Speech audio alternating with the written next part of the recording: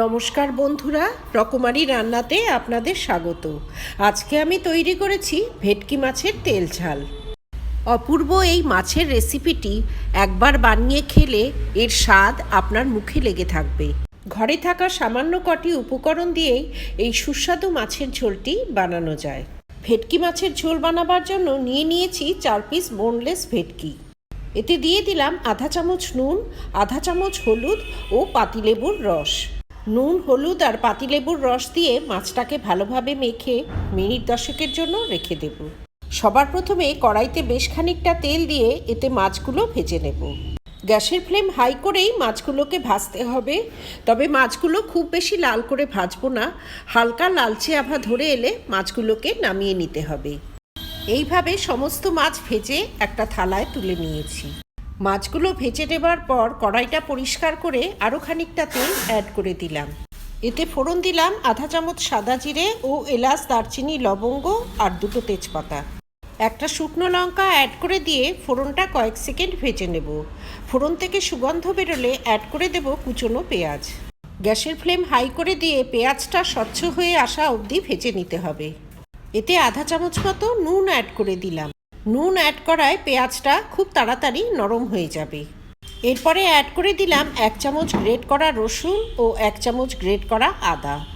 এবারে আদা রসুনের কাঁচা গন্ধ চলে যাওয়া অবধি কিছুটা সময় ভেজে নিতে হবে।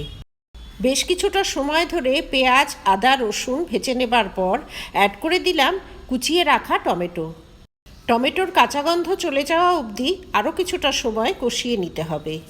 টমেটোটা ঢাকা দিয়ে কিছুক্ষণ ভাপিয়ে নেব। গ্যাসের ফ্লেমটা এ সময় স্লো করা থাকবে। টমেটোটা সেদ্ধ হতে হতে একটা বাটা মশলা করে নেব। তার জন্য নিয়ে নিয়েছি 1 চামচ চারমগজ, 7-8টা কাজু ও 2টো শুকনো লঙ্কা। মিক্সির ছোটো জার নিয়ে চারমগজটা ধুয়ে এতে অ্যাড করে দিলাম। কাজু ও শুকনো লঙ্কাটাও দিয়ে দিলাম। এতে 1 চামচ জিরে ও সামান্য জল অ্যাড করে একটা মিহি পেস্ট বানিয়ে নেব। ওদিকে পেঁয়াজ, টমেটো খুব ভালোভাবে কষানো হয়ে গেছে। এবার এতে মিক্সিতে বানিয়ে রাখা মশলার পেস্টটা ঢেলে দিলাম।